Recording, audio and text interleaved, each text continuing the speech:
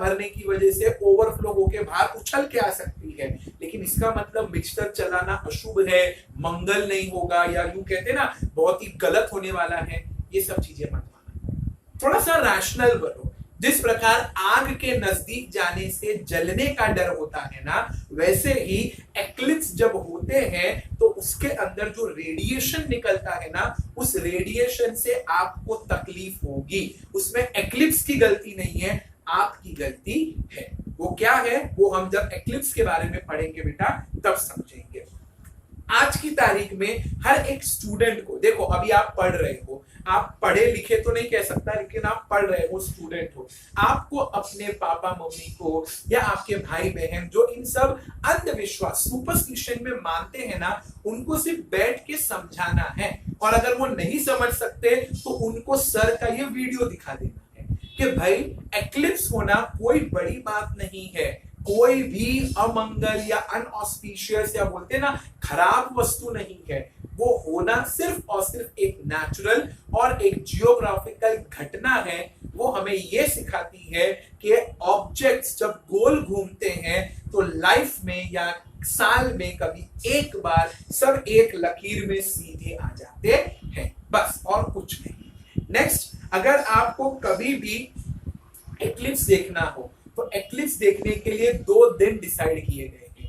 एक होता है न्यू मून डे, जिसे हम लोग अमावस की रात कहते हैं, और एक होता है फुल मून डे, जिसे हम लोग पूनम की रात या पूनम का दिन कहते हैं। अब बेटा न्यूटन ने पहली बार 7 कलर को पेंट कर एक डिस्क पे रोटेट करके दिखाया था कि ये 7 कलर कॉम्प्राइज करते हैं एक व्हाइट कलर बनने में। That is light is made up of 7 different colours, इसीलिए उसे कहा गया है द न्यूटन डिस्क। फिर शैडो जो होता है ना बेटा, वो 2 टाइप का होता है। एक होता है एकदम डार्क काला शैडो, उसे कहते हैं अम्ब्रा, और एक होता है लाइट या फेंटर शैडो, उसे कहते हैं पेनम्ब्रा। एकदम डार्क होगा, एकदम काला शैडो होगा ना, तो उसे आप कहोगे अम्ब्रा। और अगर वो शैडो एकदम हल्का सा लाइट काला है या बोलते ना एकदम ही फेंट है, धुंधला टाइप है, तो उसे आप कहोगे पेनम्ब्रा। नेक्स्ट, अगर आपको सोलार एक्लिप्स देखना है, सूर्य ग्रहण देखना है, तो वो आपको मिलेगा अमावस की रात को। और अगर आपको चंद्र ग्रहण देखना है, लूनार एक्लिप्स देखना है, तो वो आपको मिलेगा फुल मून नाइट या डे को, दैट इज पूनम की रात को। अब चलते हैं एक्सप्लेन द टर्म्स की तरफ। कोई भी ऑब्जेक्ट बेटा जो अपने आप को लाइट देता है, दैट इज वो खुद अपने आप में लाइट का एक सोर्स है, उसे किसी और की जरूरत नहीं है प्रकाश के लिए, लाइट के लिए, उसे कहा जाता है ल्यूमिनस ऑब्जेक्ट। जैसे कि है सन। सन को कोई भी इलेक्ट्रिकल सप्लाई या कोई भी पावर चार्ज जनरेटर की किसी की जरूरत नहीं है, बिकॉज वो खुद अपने आप में लाइट का एक बहुत बड़ा स्रोत है। ठीक वैसे ही जुगनू, जिसको हम लोग फायर फ्लाई कहते हैं, जब रात में वो उड़ते हैं तो उनका जो टेल बोन है, जहां पे टेल होती है, वो चमकती रहती है, तो उनको भी लाइट की जरूरत नहीं है। So any object which emits light by itself, वो खुद अपने आप लाइट दे रहे हैं, उसे कहा जाता है ल्यूमिनस ऑब्जेक्ट। इसी से उल्टा है नॉन ल्यूमिनस ऑब्जेक्ट, जैसे कि बोर्ड। अब जब तक ये सभी लाइट्स चालू नहीं होगी, बोर्ड चमकेगा नहीं। जब तक मैं इन लाइट्स के सेंटर में नहीं आऊंगा, मेरा फेस ब्राइट नहीं लगेगा। और सिंपल सा उदाहरण दूं तो क्या मेरे अंदर लाइट है? मेरे अंदर की तरफ बल्ब लगा है कि मैं इसे चालू करूंगा बल्ब जलेगा? नहीं ना। So we all are non luminous object, मतलब हमें लाइट की जरूरत पड़ती है, हम अपनी खुद की लाइट प्रोड्यूस नहीं करते या हम अपनी लाइट कैरी नहीं करते। एक हैप्पीडेंट व्हाइट च्युइंगम का आजकल एड बहुत चलता है कि बत्ती सी दिखाते हैं तो वो हैलोजन जैसी लाइट आती है। बेटा वो सब ना खाली एक इमेजिनेशन है, बकवास है। आप सोच के देखो, अगर आपके 32 दांतों में इतनी ताकत होती तो हम लोग बिजली का हजारों रुपए का बिल क्यों भर रहे हैं? सब लोग हैप्पीडेंट खाओ और बत्ती सी दिखाओ, पूरी दुनिया में लाइट ही लाइट हो जाएगी। तो वो सिर्फ एक इमेजिनेशन है। ठीक वैसे ही है आपके नॉन ल्यूमिनस ऑब्जेक्ट। फिर आता है वर्ड शैडो। शैडो का मतलब क्या होता है बेटा, जब कभी भी लाइट के रास्ते में एक ओपेक ऑब्जेक्ट, ओपेक का मतलब होता है जिसमें से लाइट पास नहीं होगी, करेक्ट। अब मेरे में से लाइट पास नहीं हो पाएगी, तो मेरे पीछे का जितना भी बोर्ड है ना वो डार्क कलर में चला जाएगा, बिकॉज इतने हिस्से में से लाइट उस तरफ बोर्ड पर नहीं जा पा रही है। तो ऐसे में शैडो बनता है। शैडो का सीधा मीनिंग क्या होता है, जब लाइट के रास्ते में कोई रुकावट आ जाती है, कोई ऑब्स्ट्रक्शन आ जाता है, कोई हर्डल आ जाता है ना, तब वो लाइट एक जगह अटक जाती है और जितने एरिया में लाइट नहीं पहुंच पा रही वो एरिया काला हो जाता है और हम और आप क्या कहते हैं उसे, ओपेक या shadow, sorry opaque object shadow कहा जाता है।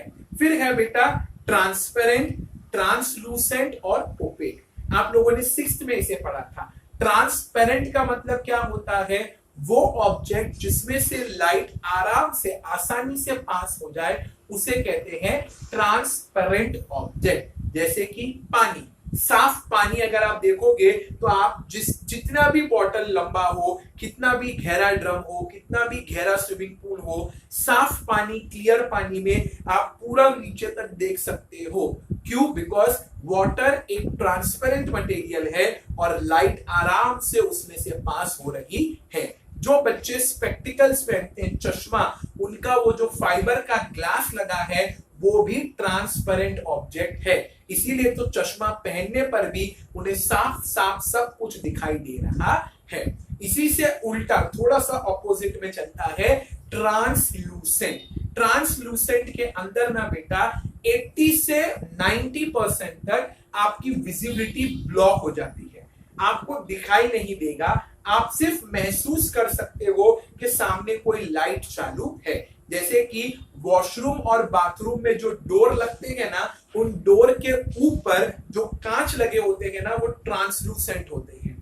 फिर वॉशरूम और बाथरूम के अंदर जो कांच के ग्लास जिसे हम स्लाइडर कहते हैं, ऊपर किया बंद करने के लिए, नीचे किया खोलने के लिए, तो वो जितने भी स्लाइडर ग्लास होते हैं ना बेटा वो सब ट्रांसलूसेंट होते हैं। मतलब अगर किसी ने बाथरूम या वॉशरूम की लाइट चालू की तो अंदर कौन है ये कभी नहीं दिखाई देगा, बट वो लाइट हल्की हल्की सी आपको समझ में आएगी। जैसे कि आप अपने घर में भी देख सकते हो, अगर आपके घर में वॉशरूम और बाथरूम के ऊपर की तरफ एक कांच लगा होगा तो आप पहले लाइट चालू करो और दरवाजा बंद करके देखो, आपको सिर्फ लाइट चालू होने का एक एहसास होगा, लेकिन कांच के उस तरफ बाथरूम के अंदर या वॉशरूम के अंदर कौन है क्या है कुछ दिखाई नहीं देगा, बिकॉज ऐसे ग्लास को कहा जाता है ट्रांसलूसेंट। ये जानबूझकर बनाए जाते हैं ऐसे ताकि आने वाले यानी कि जो भी गेट के इस तरफ खड़ा है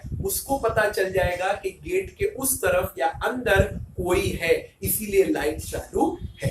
और फिर है आपका ओपेक ऑब्जेक्ट। ओपेक ऑब्जेक्ट का मतलब होता है वो ऑब्जेक्ट जिसमें से लाइट कभी भी पास नहीं होगी, दैट इज आप कितनी भी कोशिश कर लो लाइट पास नहीं होगी। अब जैसे कि ये बुक है, अगर ये बुक को मैं अपने फेस के आगे रख दूंगा तो आप कितना भी कोशिश कर लो ये बुक में से लाइट पास नहीं होने वाली और आपको मेरा फेस नहीं दिख रहा है, बिकॉज ये बुक एक ओपेक ऑब्जेक्ट है और ये ऑब्जेक्ट लाइट पास नहीं करता है। सिंपल।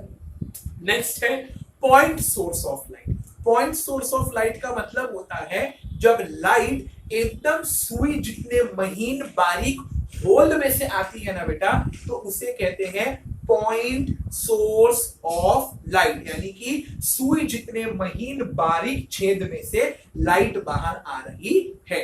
और यही एक्सटेंडेड का मतलब होता है किधर से भी लाइट आ रही है, किधर से भी। जैसे कि सनलाइट, सनलाइट को आप रोक नहीं सकते, सनलाइट बालकनी में से भी अंदर आएगी, खिड़की के जो हल्का सा ओपन रह गया तो वहां से अंदर आ जाएगी, डोर के नीचे से अंदर आ जाएगी, कहीं से भी लाइट आ जाएगी। तो जब लाइट किसी भी डायरेक्शन से अंदर आती है तो उसे कहते हैं एक्सटेंडेड सोर्स ऑफ लाइट। और यही लाइट जब एक सुई जितने पतले होल में से आ रही होती है या बाल जितने पतले होल में से आ रही होती है ना बेटा, तो उसे कहते हैं पॉइंट सोर्स ऑफ लाइट। फिर है अम्ब्रा और दूसरा है पेनम्ब्रा। मैंने आपको मैच द कॉलम में बताया, कोई कोई शैडो बेटा इतने डार्क ब्लैक होते हैं, इतने डार्क ब्लैक होते हैं कि वो ब्लैकिश शैडो को आप कहते हो अम्ब्रा। ये कब होता है बेटा, आप अपने घर में भी देख सकते हो।